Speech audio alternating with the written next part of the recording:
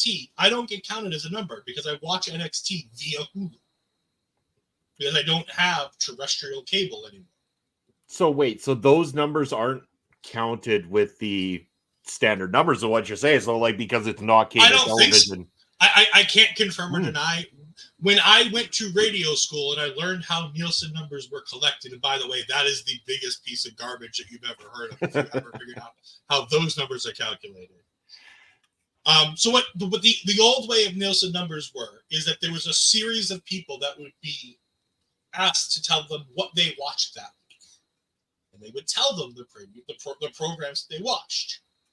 And they would multiply that in your area times X number, depending on how many people that live in that area. And that's how they get the thousands of people that watched. Because there's no actual way to track. Either that or you had a box on your TV that fed data directly to the Nielsen people. But the Nielsen numbers are so far.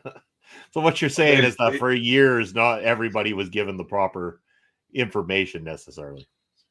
It's the same thing with streaming numbers. Like nobody actually knows, other than the streaming companies, how many people watch whatever.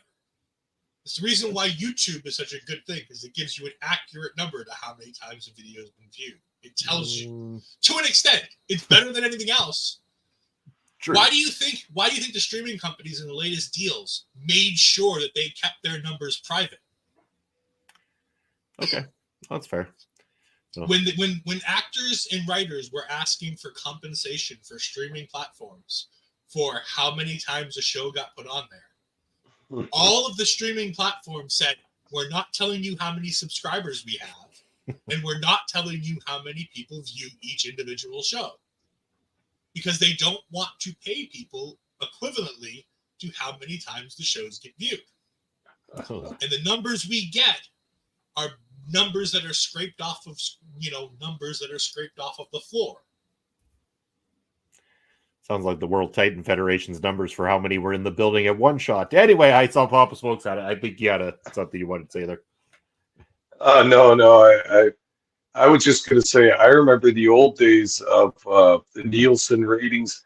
They used to mail you in snail mail, like a paper form that you would fill out kind of thing. And you had to say what channels you were watching, put it back in a envelope, put a stamp on it, and mail it back to them. How many people do you think went through with all that at that time?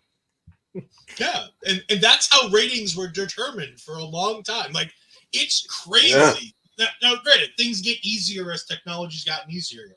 And the method I'm talking about was when I was going to college 20 years ago. So, again, grain of salt with everything I'm saying, that one, I remember it correctly, and two, the last 20 years has probably changed, like Papa Smokes says, with doing it by snail mail at one point.